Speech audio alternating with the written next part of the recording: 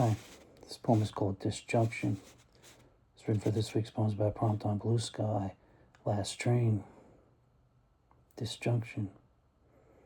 They took the train away and they tore the lonely station down. Left the barefoot pineys with no way to get out of this town.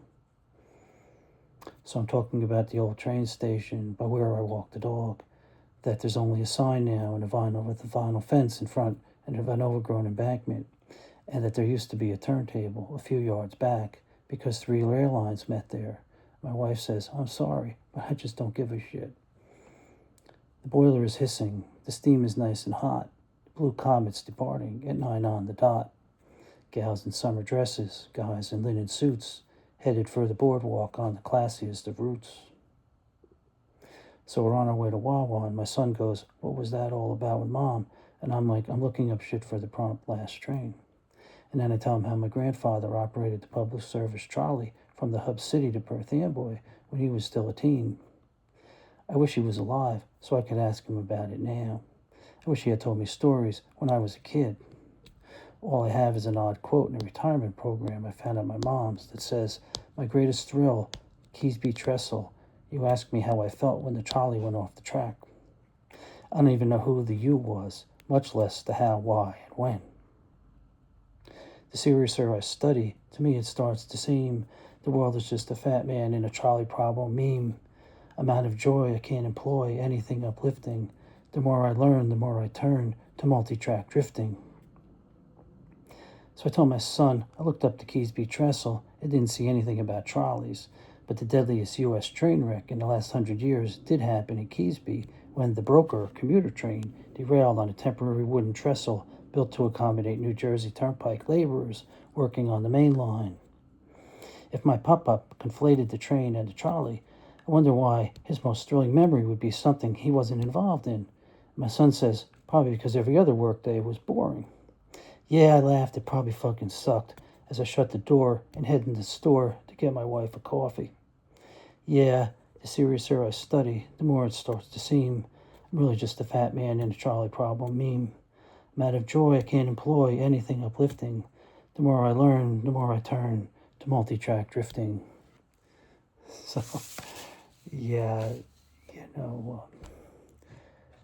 last train started making me think about trains and they're not abandoned the train tracks in my town. They're still active. They're just not being used. They could be used. The railroad hasn't given up the right of way. I was wondering, why 70 years since the train station was closed down or knocked down, that nothing was built over there. And then I realized there's still a right of way. And then my grandfather, when he was young, back in very early 1900s, he started working on the trolley cars and operating trolley cars. But he never really told me any stories, but I don't know why.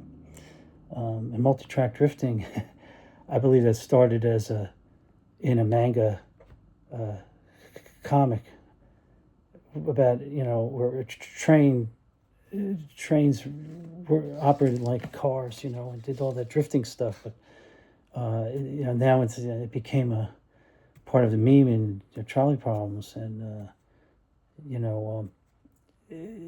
it's nihilistic. It's totally nihilistic. I mean, do you pull the lever to save one person, and do you save the lever to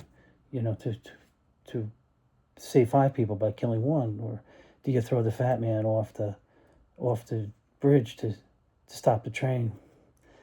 I know how it feels, being a fat man.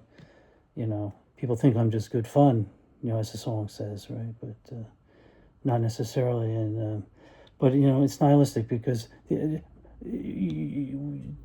meme is, it's do you save one? Do you save 5?